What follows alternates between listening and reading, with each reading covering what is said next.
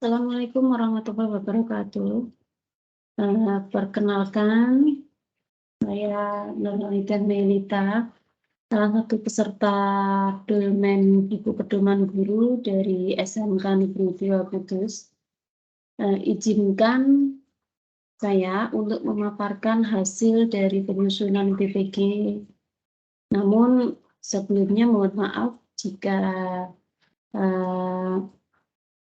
khususnya kepada Bapak Ibu instruktur, mungkin selama saya mengikuti kegiatan Dolmen ini masih banyak kekurangan dan ada kesalahan, saya mohon maaf sebanyak-banyaknya. Ya, Bapak Ibu yang saya hormati,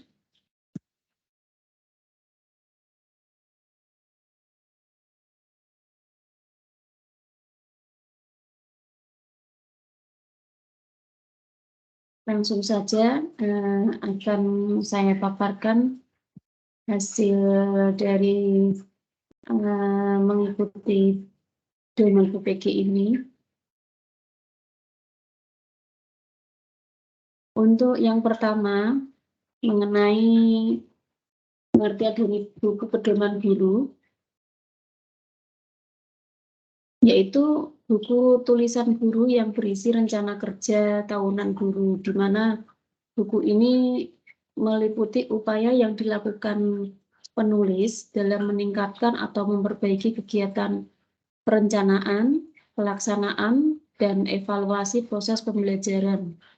Sesuai dengan buku 4 Pedoman Kegiatan Pengembangan Keprofesian Berkelanjutan atau PKB oleh Dirjen GTK tahun 2016, di mana disebutkan jenis pengembangan keprofesian guru terdiri dari pengembangan diri, publikasi ilmiah, dan karya inovatif.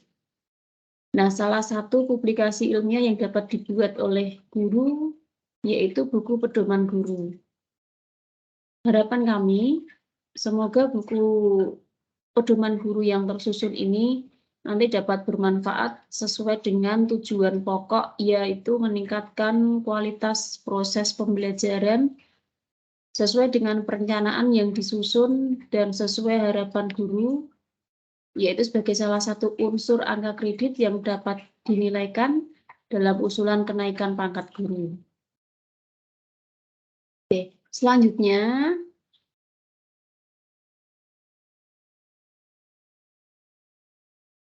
ya, untuk buku pedoman guru yang saya susun di sini yaitu dalam bentuk makalah.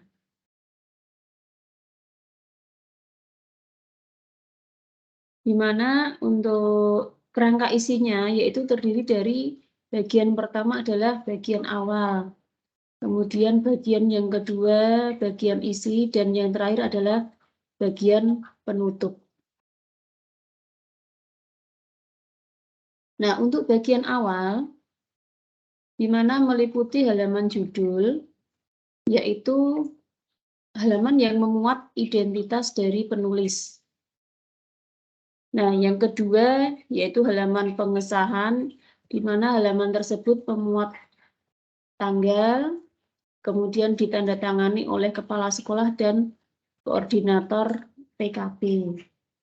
Berikutnya adalah halaman yang ketiga, yaitu halaman pendokumentasian. Nah, di sini berisi memuat tanda tangan kepala perpustakaan selaku pihak yang mendokumentasikan dari karya atau publikasi ilmiah tersebut. Kemudian yang keempat adalah pernyataan keaslian. Di sini untuk pernyataan keaslian ditandatangani oleh penyusun, yaitu karya saya sendiri yang menunjukkan bahwa ini adalah hasil asli dari si penulis atau guru itu sendiri. Berikutnya untuk yang kelima yaitu kata pengantar. Di mana untuk kata pengantar yaitu memuat sekilas informasi tentang isi makalah yang disusun, prosesnya, kemudian ada ucapan terima kasih juga kepada orang-orang yang berkontribusi dalam penyusunan buku pedoman guru ini. Dan yang terakhir adalah daftar isi, di mana untuk daftar isi nanti memuat letak halaman dan urutan dari semua yang dimuat pada makalah atau buku pedoman guru ini. Ya, yang berikutnya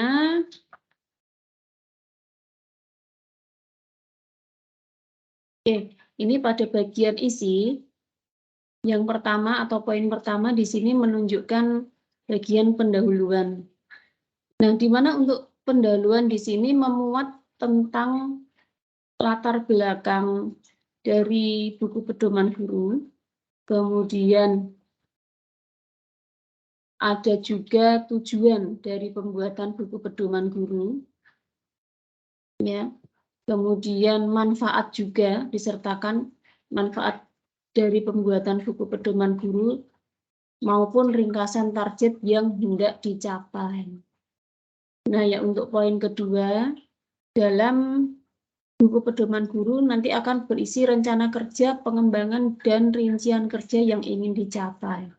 Di mana isinya adalah atau memuat rencana kerja pengembangan pembelajaran bagi peserta didik dan profesi bagi guru, terdiri aspek kompetensi kepribadian, kompetensi pedagogik, kompetensi profesional, kompetensi sosial, dan ditambahkan rincian kerja yang ingin dicapai diuraikan dalam kegiatan tiap bulan. Yang berikutnya adalah penutup. Nah, di sini untuk penutup yaitu berisi ringkasan rencana kegiatan dan ringkasan rencana target yang ingin dicapai.